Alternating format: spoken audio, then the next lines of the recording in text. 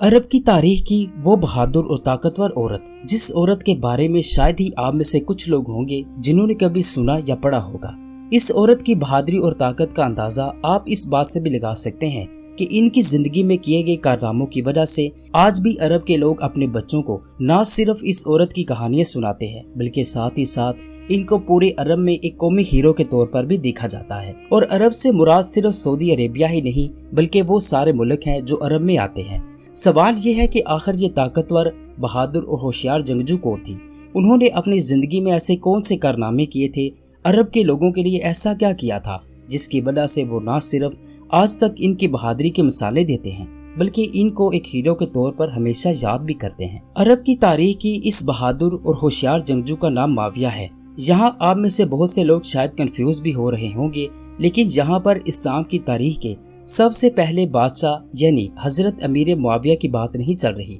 بلکہ یہ تو دوسری معاویہ کی بات ہو رہی ہے۔ ایک ایسی عورت جو پیغمبر اسلام یعنی حضرت محمد صلی اللہ علیہ وآلہ وسلم کے بھی اس دنیا میں ظاہر ہونے سے سینکڑوں سال پہلے سرزمین عرب پر پیدا ہوئی تھی۔ یہ وہ دور تھا جب رومن امپائر پوری دنیا میں سپر پاور کی حیثیت رکھا کرتی تھی۔ عرب کی تاریخ کی یہ مشہور عورت جتنی زیادہ بہادر اور طاقتور تھی اتنی ہی حسین و جمیل تھی۔ انہوں نے رومن جیسی طاقتور سلطنت کو نہ صرف کئی بار ہرایا بلکہ اپنے علاقوں سے بھگاتے ہوئے اپنی ایک بڑی سلطنت بھی قائم کی، ایک ایسی سلطنت جو مصر سے لے کر شام تک پھیلی ہوئی تھی۔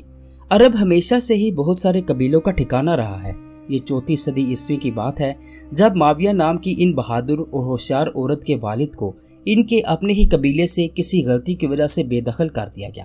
جس کے بعد وہ اپنے پورے خاندان کو لے کر اپنے قبیلے سے دور نکل پڑے۔ ریگستان کی ریت میں چلتے چلتے اور ویرانوں کو پار کرتے کرتے اچانک سے وہ نارتھ عرب کے اس علاقے میں پہنچ گئے تھے جہاں پر تنوح نام کا ایک قبیلہ آباد ہوا کرتا تھا۔ اس قبیلے کے سردار جس کا نام الحواری تھا وہ حد سے زیادہ طاقتور انسان ہوا کرتا تھا۔ اس نے جب اس نئے آنے والے قافلے میں ایک حد سے زیادہ خوبصورت لڑکی دیکھی تو فوراً اس پر عاشق ہو گیا۔ اس نے من ہی من میں اسے اپنی ملکہ بنانے کا ارادہ کر لیا۔ الحاری کی طرف سے معاویہ کے خاندان کے سامنے اس بات کی پیشکش کی گئی۔ معاویہ کے خاندان کے سامنے بھی کوئی چارہ نہیں تھا کیونکہ ان کو تو پہلے سے ہی مدد، سر چھپانے کے لیے گھر اور بہت کچھ چاہیے تھا، اور الحواری کی طرف سے دی گئی اس پیشکش میں ان کو وہ سب کچھ مل رہا تھا جو انہیں چاہیے تھا۔ معاویہ کے خاندان کی طرف سے اس پیشکش کو فوراً قبول کر لیا گیا۔ اس طرح سے معاویہ نام کی یہ لڑکی اچانک ہی صحیح مگر تنوح نام کے اس بڑے قبیلے کی ملکہ بن بیٹھی۔ معاویہ نے اپنے شوہر کے ساتھ اپنے قبیلے پر ایک لمبے عرصے تک راج کیا،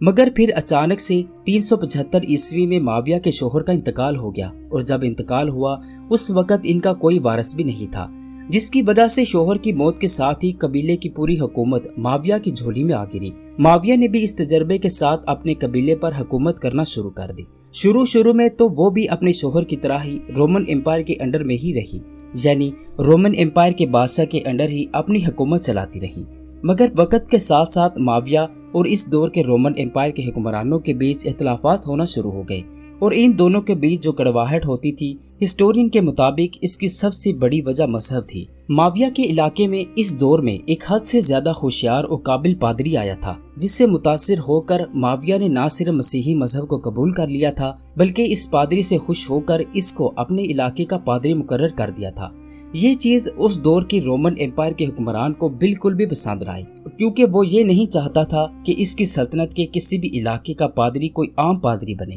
بلکہ وہ تو ایک ایسے انسان کو پادری بنانا چاہتا تھا جو رومن نسل کا ہی ہو۔ آہستہ آہستہ حالات بگڑتے گئے، اور پھر ایک وقت آیا جب یہ بگڑے ہوئے حالات پوری طرح جنگ میں بدل گئے۔ دونوں کی فوجیں آمنے سامنے آ گئیں۔ سب سے پہلے رومن امپائر کی طرف سے ہی تنوع قبیلے پر حملہ کر دیا گیا۔ اس دور میں تنوع قبیلے کا دارالحکومت خلب شہر ہوا کرتا تھا۔ اپنے سامنے اتنی بڑی فوج ہونے کے باوجود معاویہ نے بڑی ہوشیاری اور بہادری سے کام لیا۔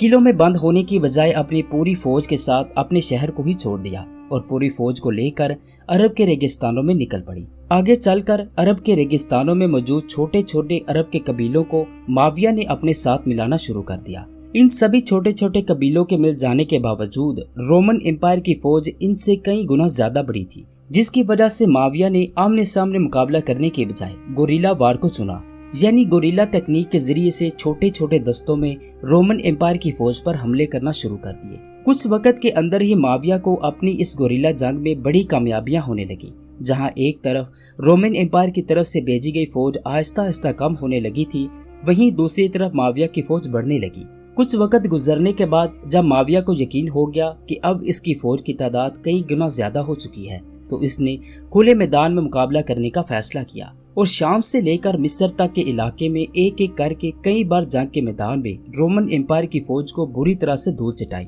آہستہ آہستہ حالات ایسے بن گئے کہ معاویہ کا تنوع نام کا وہ قبیلہ جو ریگستان کے ایک چھوٹے سے قبیلے پر رہا کرتا تھا اور اسی پر حکومت کیا کرتا تھا، اب وہ مصر سے لے کر شام تک کے علاقے کا حکمران بن گیا تھا۔ رومن جیسی بڑی سلطنت اس کے سامنے گھٹنے ٹیکنے پر مجبور ہو گئی تھی۔ دوسری طرف جب رومن حکمران کو بھی اس بات کا احساس ہو گیا کہ معاویہ سے وہ نہیں جیت سکتے، تو اس نے معاویہ کے سامنے صلح کی پیشکش کی اور اسی صلح کے تحت ہی معاویہ کی ایک بیٹی کی شادی رومن امپائر کے جرنیل وکٹر سے کر دی گئی تھی، تاکہ صلح کو یعنی اس معاہدے کو نہ صرف اور زیادہ مضبوط بلکہ بھروسے مند بھی بنایا جا سکے۔ اسی معاہدے کے ساتھ ہی معاویہ اب ہمیشہ ہمیشہ کے لیے فلسطین، مصر، شام اور ان جیسے سبھی علاقوں کی ایک آزاد حکمران بھی بن چکی تھی۔ کچھ عرصے کے بعد ہی جب یورپ میں رہنے والی ایک قوم نے رومن امپائر پر چڑھائی کی تھی اور اس کو پوری طرح سے بے بس کر دیا تھا، اس بڑی مصیبت سے بھی معاویہ نے ہی رومن امپائر کو بچایا تھا۔ لیکن معاویہ کی موت کے بعد ہی رومن امپائر نے اس کے قبیلے